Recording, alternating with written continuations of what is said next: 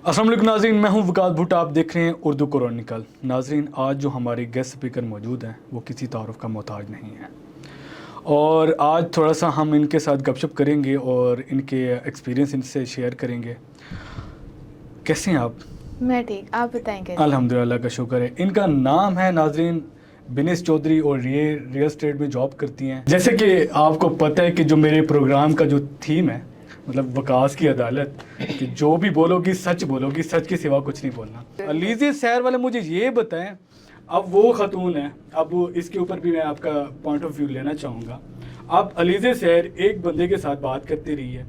अब सपोज़ कि लड़का उससे जो भी डिमांड करता रहे कि भाई आप मुझे थोड़ा सा शर्ट उतार के कुछ दिखाएं, या उस लड़के की डिमांड थी, और अब सपोज़ कि लड़की की भी डिमांड होती है तो वो दिखाती है ना। अब उसका भी दिल चाह रहा होता है, उसको लड़का वो पसंद होता है तो वो दिखा रहा है। ऐसे वो कॉल पे थोड़ी वो गन लेके बैठा होता है कि भाई आपने दिखाना है, क्योंकि लड़की के बगैर तो वो कुछ कर क्या ही नहीं सकता। म्यूचुअल होता है, दोनों तरफ से होता है, दोनों तरफ से। आप ये तो नहीं कह सकते कि भाई लड़के का है। अब लड़की भी इसमें मतलब दोनों तरफ दोनों ही वो गुनाह में शरीक है, इस जुर्म में शरीक है।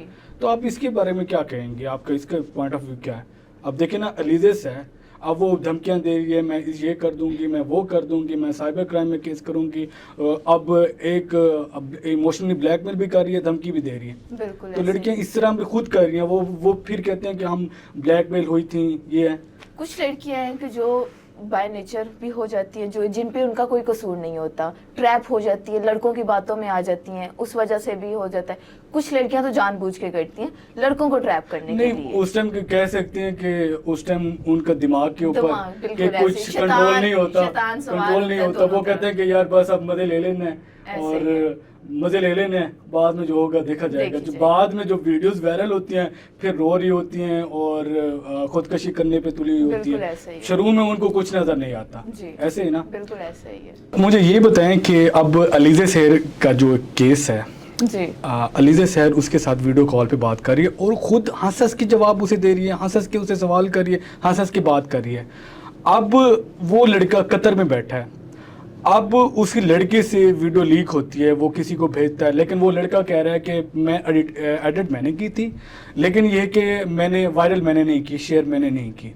ठीक है, वो अल्लाह बेहतर जानता है कि इसमें किसका कसूर है, किसका नहीं है, उसने वायरल की है खुद या नहीं किया। ठीक है, अच्छा मुझे ये बताएं कि अब इसमें कसूरवार कौन है, क्योंकि बात दोनों तरफ से हो रही है।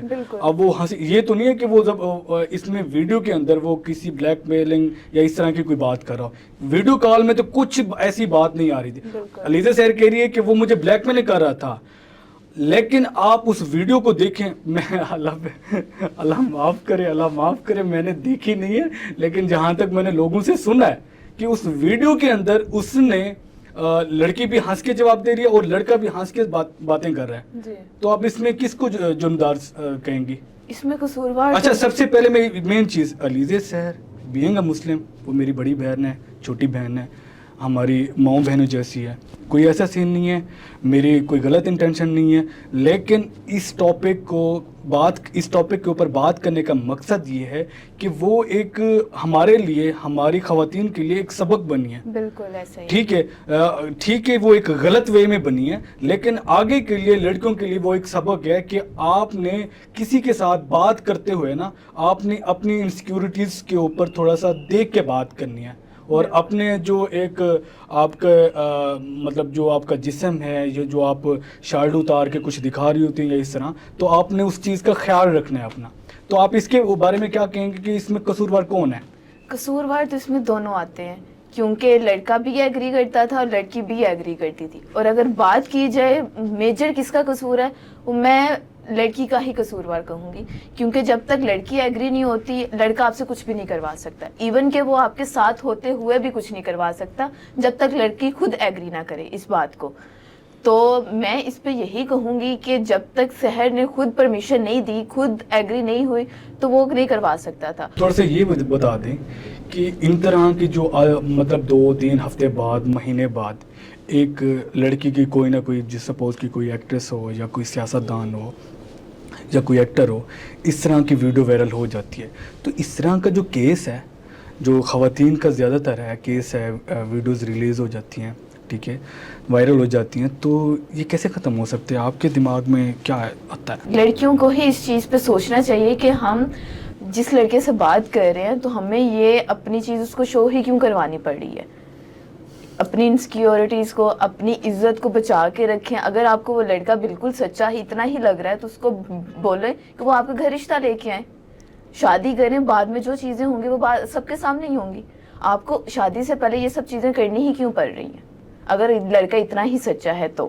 علیزہ سحر کا جو ایک جواب آیا تو اس نے جواب میں یہ بولا ہے کہ اب مجھے ان لوگوں نے ننگا کر دیا, تو خیر ننگی تو میں ہو گئی ہوں, اب میں روڈ پہ آؤں گی تو مجھے آنا پڑ گیا ہے, تو میں آؤں گی, میں سب سے بدلہ لوں گی, اور جنہوں نے میری ویڈیوز لیک کی ہیں, شیئر کی ہیں, میں سب سے بدلہ لوں گی.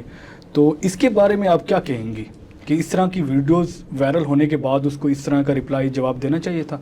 بالکل میں اس چیز سے ایگری نہیں کرتی کہ اس نے ایسا کیوں بولا ہے, کیونکہ موسٹلی لوگوں نے تو اس کی ویڈیو دیکھی ہی نہیں, کیونکہ ایک آدھے لوگ سے ہی اگر وائرل ہو گیا تو وہ لوگوں کو پتہ چل گیا وائرل ہوگی. ایون کہ میں نے خود اس کی ویڈیو نہیں دیکھی, آپ نے بھی نہیں دیکھی ہوگی. تو اس طرح کے جواب دینے سے وہ خود اپنی مشہوری کر رہی ہے, ایڈورٹائزنگ کر رہی ہے کہ میری ویڈیوز آ گئی ہیں, میری ویڈیوز دیکھو. تو میرا نہیں خیال کہ اس کو یہ جواب دینا چاہیے. مجھے یہ بتائیں کہ اب علیزہ سحر نے نا ملتان میں FIA سائبر کرائم میں اس کا کیس لے گئی ہیں, تو اب جو ملتان سائبر کرائم کے جو وکیل بھی ہیں اور انہوں نے اس کیس پہ بات کرنا شروع کر دیا ہے. اب اس لڑکے کے گھر پہ بھی چھاپے لگ رہے ہیں, انٹرپول کے ذریعے وہ کہتے ہیں کہ قطر میں بھی رابطے کیے جا رہے ہیں کہ اس کو واپس لینے کے لیے اور اس کو سزا دی جائے گی. تو اب اس ایشو کو دوبارہ کھڑا کرنا چاہیے تھا یا نہیں کرنا چاہیے تھا؟ بالکل بھی نہیں کرنا چاہیے تھا, کیونکہ علیزے کے علاوہ بہت سے ایسے کیسز ہوتے ہیں جن کا ہمیں پتہ بھی نہیں ہوتا, جو رپورٹ ہو رہے ہوتے ہیں, ان کا تو نہیں کسی کو پتہ ہوتا. اگر یہ ایشو تھا آپ کی عزت پہ آتا ہے تو اس کو آپ اندر بیٹھے ہی سولو کر سکتے تھے. یہ آپ نے جان بوجھ کے میڈیا پہ وائرل کیا ہے, کہہ لو مشہور ہونے کے لیے یا جو بھی بہتر, اللہ جانتا ہے کس وجہ سے اس کو وائرل کیا. لیکن میں جو سوچتی ہوں کہ یہ اندر بیٹھے ہوئے بھی مسئلے سولو ہو سکتے ہیں, جس میں آپ کا نام بھی نہیں آئے گا, آپ کی اتنی مشہوری بھی نہیں ہوگی, اور یہ سولو ہو سکتے ہیں اس کے بتا. عزت تو سب کی ہوتی ہے, تو کمنٹس ان کو نہیں کرنے چاہیے تھے, لیکن یا وہ بہتر جانتی ہے کہ اس نے یہ اس طرح سے کیوں کیا, یا اللہ بہتر جانتا ہے کہ فیم کے لیے کیا, کیونکہ لوگ ایسے ہیں آج کل کے دور میں جو فیم کے لیے اپنی عزت کا بھی خیال نہیں کرتے. حالانکہ اس کی 1 آئی تھنک میرے خیال 15 لاکھ کے قریب اس کی فین فالوئنگ آلریڈی تھی, تو میرا نہیں خیال کہ اس کو آلریڈی فیمس ہونے کی ضرورت تھی. جی تو یہ بالکل غلط ہے, جو کہ نہیں ہونا چاہیے تھا.